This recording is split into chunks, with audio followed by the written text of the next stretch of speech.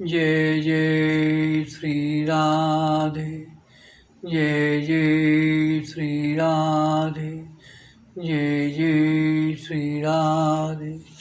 भक्ति भक्ति भगवंतु गुरु चतुर्नाम बपुए, इनके प्रतिबंधन की नाशे विघ्न अनेक। नमो नमो जय श्री वृंदावन ऋषि वर्षति गण घोरी, नमो नमो जय कुंज महलिनित, नमो नमो जामे सुखहोरी, नमो नमो जय कुंज बिहारिन, नमो नमो प्रीतम चित चोरी, नमो नमो जय श्री हरिदासी, नमो नमो इन्हीं की जोड़ी। आज की कथा श्रीमद् भागवत के तृतीय स्कंद 25वें अध्याय देवहूति का प्रश्न तथा भगवान कपिल द्वारा भक्ति योग की महिमा का वर्णन करेंगे।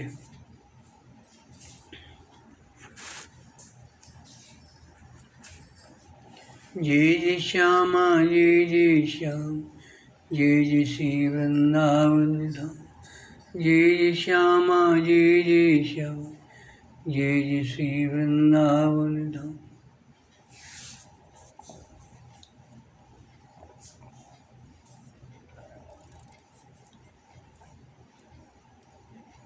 पिता के वन में चले जाने पर भगवान कपिल जी माता का प्रिय करने की इच्छा से बिंदुसर तीर्थ में रहने लगे। एक दिन तत्व समूह के पारदर्शी भगवान कपिल कर्म कलाप से विरत हो आसन पर विराजमान थे। उस समय ब्रह्मा जी के वचनों का स्मरण करके देवहूति ने उनसे कहा। देवहूति बोली, प्रभु, इन दुष्ट इंद्रियों की विषय लालसा से मैं बहुत ऊब गई हूँ और इनकी इच्छा पूरी करते रहने से ही घोर अज्ञान अंधकार में पड़ी हुई हूँ। अब आपकी कृपा से मेरी जन्म परंपरा समाप्त हो चुकी है।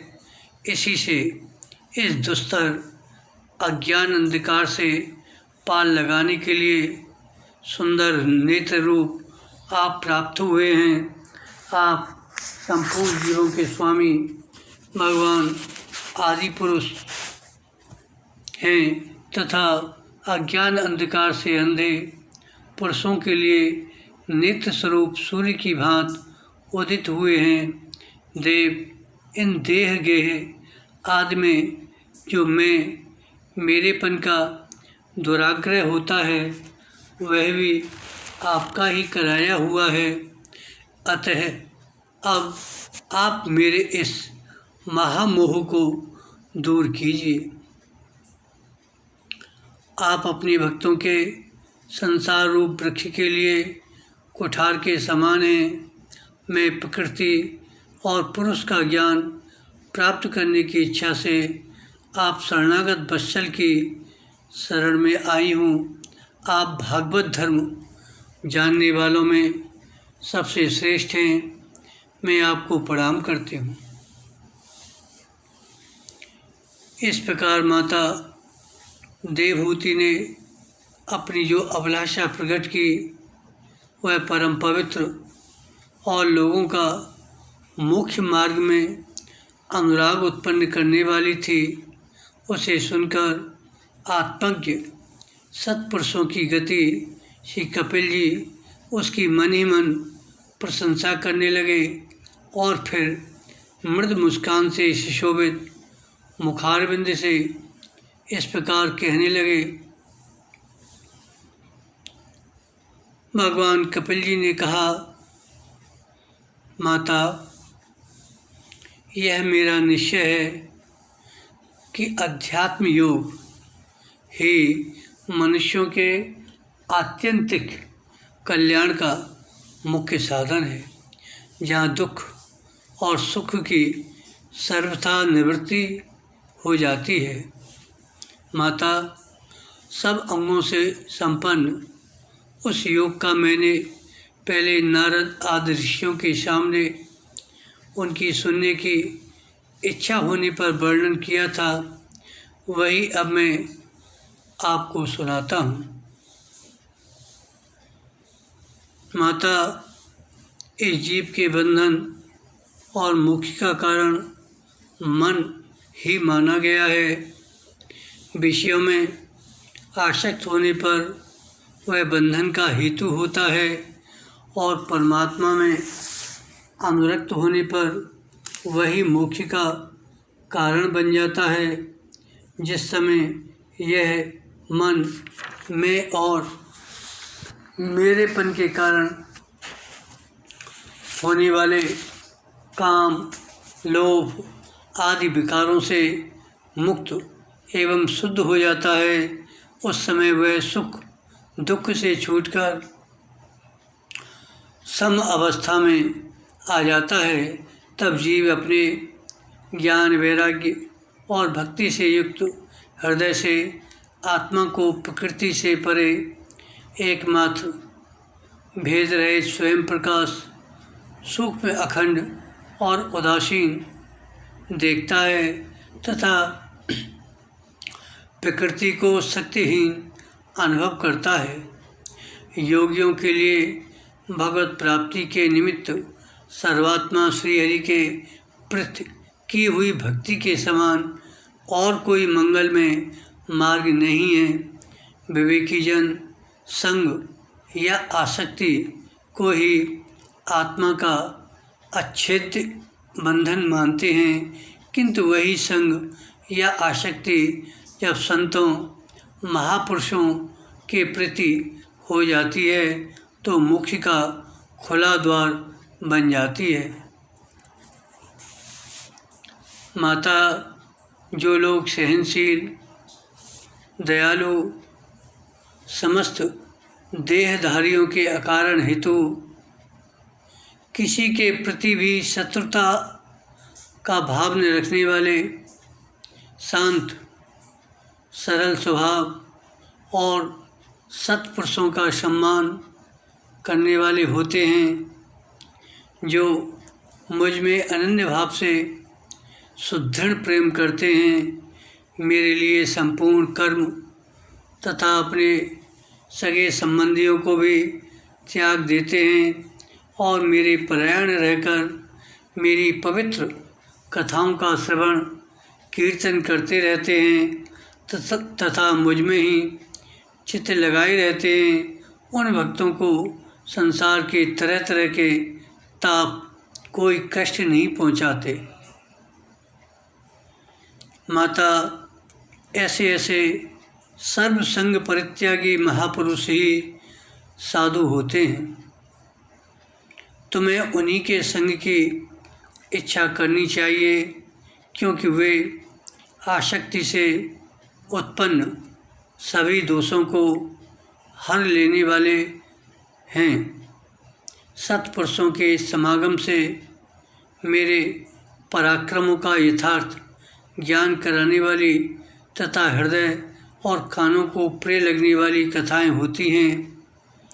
इसका सेवन करने से शीघ्र ही मुख्य मार्ग में श्रद्धा, प्रेम और भक्ति का क्रमशः विकास होगा। फिर मेरी सृष्टि आदि लीलाओं का चिंतन करने से प्राप्त हुई भक्ति के द्वारा लौकिक एवं पारलौकिक सुखों में वैराग्य हो जाने पर मनुष्य सावधानतापूर्वक योग के भक्ति प्रधान सरल उपायों से समाहित होकर मनोनिग्रह के लिए यत्न करेगा। इस प्रकार प्रकृति के गुणों से उत्पन्न हुए शब्द आदि विषयों का त्याग करने से, वैराग्य युक्त ज्ञान से, योग से और मेरे प्रति की हुई सुदृढ़ भक्ति से मनुष्य मुझ अपने अंतरात्मा को इस देह में ही प्राप्त कर लेता है। अब देवहूति जी बोली, भगवान आपकी समुचित भक्ति का स्वरूप क्या है और मेरी जैसी अबलाओं के लिए कैसी भक्ति ठीक है जिससे कि मैं सहज में ही आपके निर्वाण पद को प्राप्त कर सकूं। प्रभु, जिसके द्वारा तत्वज्ञान होता है और जो लक्ष्य को भेदने वाले बाण के समान भगवान की प्राप्ति कराने वाला है, वह आपका कहा हुआ योग कैसा है और उसके कितने अंग हैं? हरे, यह सब आप मुझे इस प्रकार समझाइए जिससे कि आपकी कृपा से मैं मंदमती स्त्री जाति भी इस दुर्बोध विषय को सुगमता से समझ सकूं।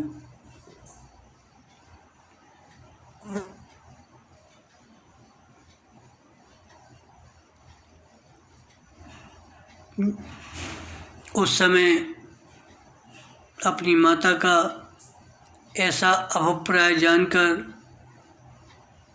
कपिल जी के हृदय में स्नेह उमड़ आया और उन्होंने प्रकृति या तत्वों का निरूपण करने वाले शास्त्र का, जिसे सांख्य कहते हैं, उपदेश किया। साथ ही भक्ति विस्तार एवं योग का भी वर्णन किया।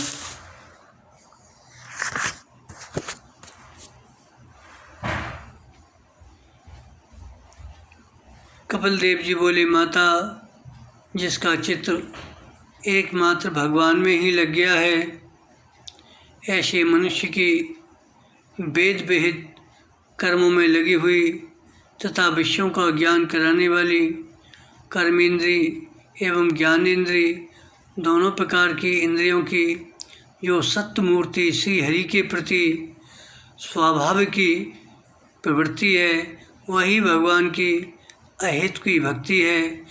यह भक्ति मुक्ति से भी बढ़कर है, क्योंकि जठरा नल जिस प्रकार खाए हुए अन्न को पचाता है, उसी प्रकार यह भी कर्म संस्कारों के भंडार रूप लिंग शरीर को तत्काल भस्म कर देती है।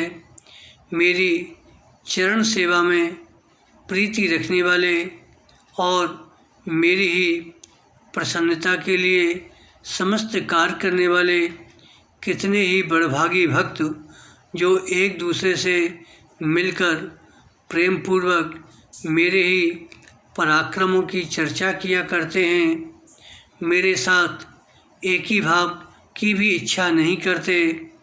माँ, वे साधुजन अरुण नयन एवं मनोहर मुखारविंद से युक्त मेरे परम सुंदर और वरदायक दिव्य रूपों की झांकी करते हैं और उनके साथ सब प्रेम संभाषण भी करते हैं, जिसके लिए बड़े बड़े तपस्वी भी लालायित रहते हैं।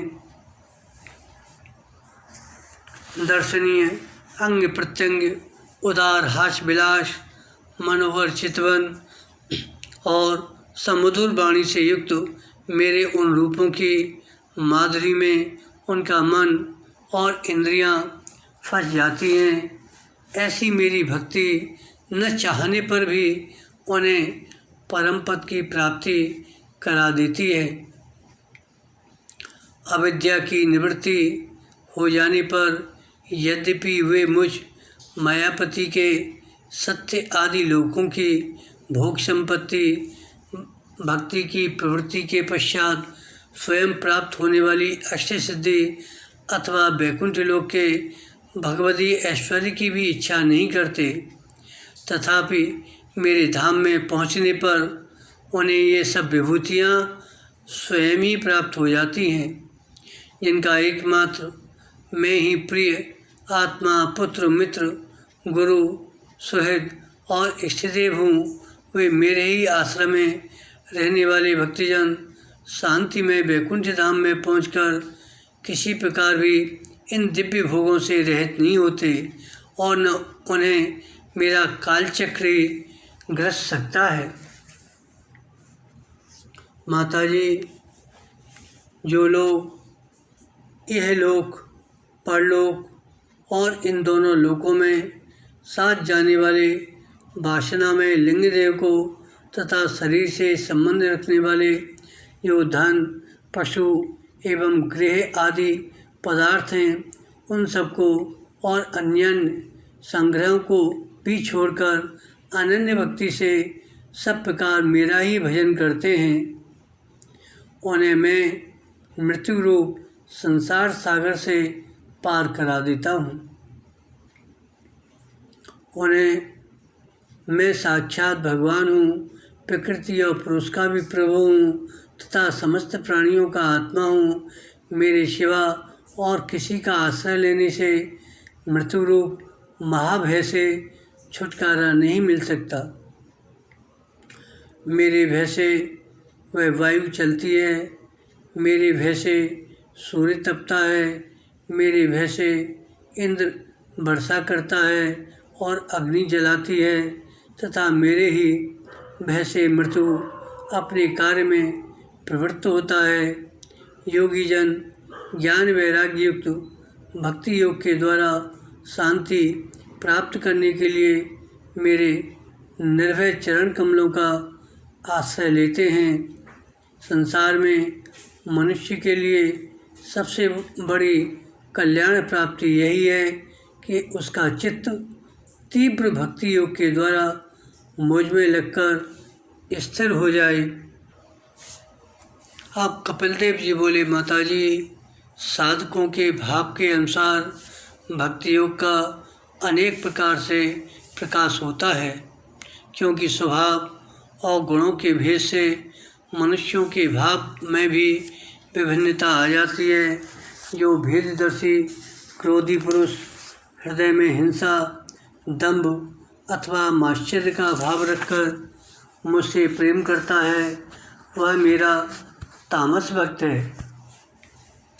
जो पुरुष विषय, यश और ऐश्वर्य की कामना से प्रतिमा आदि में मेरा भेदभाव से पूजन करता है, वह राजस भक्त है। जो व्यक्ति पापों का क्षय करने के लिए, परमात्मा को अर्पण करने के लिए और पूजन करना कर्तव्य है, इस बुद्धि से मेरा भेदभाव से पूजन करता है, वह सात्विक भक्त है। जिस प्रकार गंगा का प्रवाह अखंड रूप से समुद्र की ओर बहता रहता है, उसी प्रकार मेरे गुणों के श्रवण मात्र से मन की गति का तैल धारावत अविच्छिन्न रूप से मुझ सर्व अंतर्यामी के प्रति हो जाना तथा मुझ पुरुषोत्तम में निष्काम और अनन्य प्रेम हो जाना, यह निर्गुण भक्ति योग का लक्षण कहा है। ऐसे निष्काम भक्त दिए जाने पर भी मेरी सेवा को छोड़कर सालोक्ष, साष्टी, सामीप्य, सारूप्य और सायुज्य मोक्ष तक नहीं लेते। भगवत सेवा के लिए मुक्ति का तिरस्कार करने वाला यह भक्ति योग ही परम पुरुषार्थ अथवा साध्य कहा गया है। इसके द्वारा पुरुष तीनों गुणों को लांघकर मेरे भाव को, मेरे प्रेम रूप अप्राकृतिक स्वरूप को प्राप्त हो जाता है।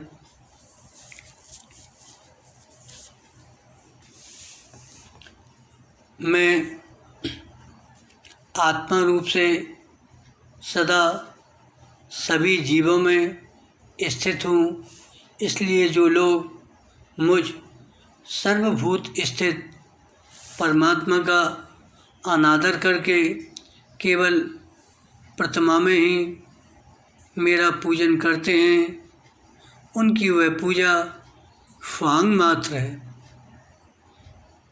माताजी, मैं सबका आत्मा परमेश्वर सभी प्राणियों में स्थित हूँ।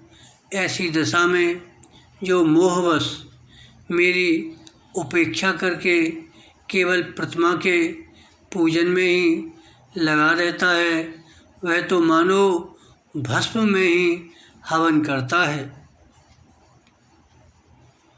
जो भेददर्शी और अभिमानी पुरुष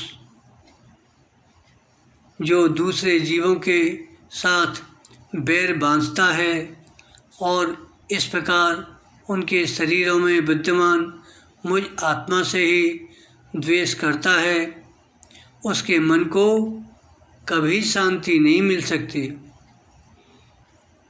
माताजी, दूसरे जीवों का अपमान करता है और वह बहुत ही घटिया बढ़िया सामग्रियों से अनेक प्रकार के विधि विधान के साथ मेरी मूर्ति का पूजन भी करे, तो भी मैं उससे प्रसन्न नहीं हो सकता।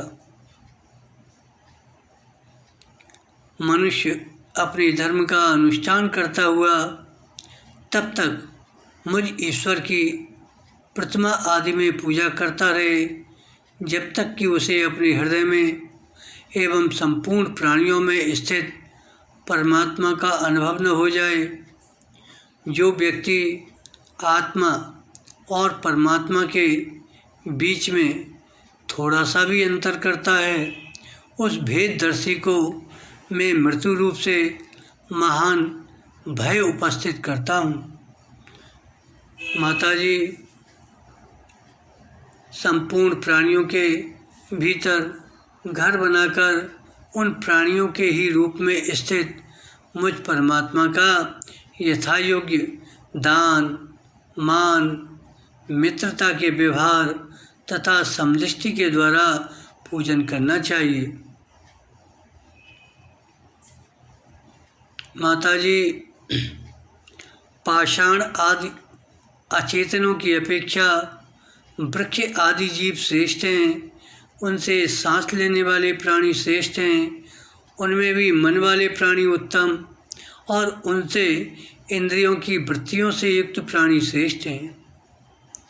और सेंद्रीय प्राणियों में भी केवल स्पर्श का अनुभव करने वालों की अपेक्षा रस का ग्रहण करने वाले मत्स्य आदि उत्कृष्ट हैं तथा रस वेत्ताओं की अपेक्षा गंध का अनुभव करने वाले भ्रमर आदि और गंध का ग्रहण करने वालों से भी शब्द का ग्रहण करने वाले सर्प आदि श्रेष्ठ हैं, उनसे भी रूप का अनुभव करने वाले उत्तम हैं। उनकी अपेक्षा जिनके ऊपर नीचे दोनों ओर दांत होते हैं वे जीव श्रेष्ठ हैं, उनमें भी बिना पैर वालों से बहुत से चरणों वाले श्रेष्ठ हैं तथा बहुत चरण वालों से 4 चरण वाले और 4 चरण वालों में भी 2 चरण वाले मनुष्य श्रेष्ठ हैं। मनुष्यों में भी 4 वर्ण श्रेष्ठ हैं, उनमें भी ब्राह्मण श्रेष्ठ है। ब्राह्मणों में वेद को जानने वाले उत्तम हैं और वेदज्ञों में भी वेद का तात्पर्य जानने वाले श्रेष्ठ हैं। तात्पर्य जानने वालों से संशय निवारण करने वाले, उनमें भी अपने वर्णाश्रम उचित धर्म का पालन करने वाले तथा उनसे भी आसक्ति का त्याग और अपने धर्म का निष्काम भाव से आचरण करने वाले श्रेष्ठ हैं। उनकी भी अपेक्षा जो लोग अपने संपूर्ण कर्म, उनके फल तथा अपने शरीर को भी मुझे ही अर्पण करके भेदभाव छोड़कर मेरी उपासना करते हैं, वे श्रेष्ठ हैं। इस प्रकार मुझे ही चित्त और कर्म समर्पण करने वाले अकर्ता और समदर्शी पुरुषों से बढ़कर मुझे कोई अन्य प्राणी नहीं दिखता। अतः ये मानकर कि जीव रूप अपने अंश से साक्षात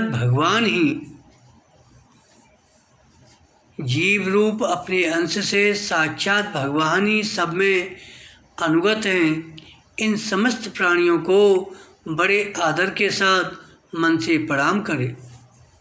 माताजी, इस प्रकार मैंने तुम्हारे लिए भक्ति योग का वर्णन किया। इससे साधन करने से जीव परम पुरुष भगवान को प्राप्त कर सकता है।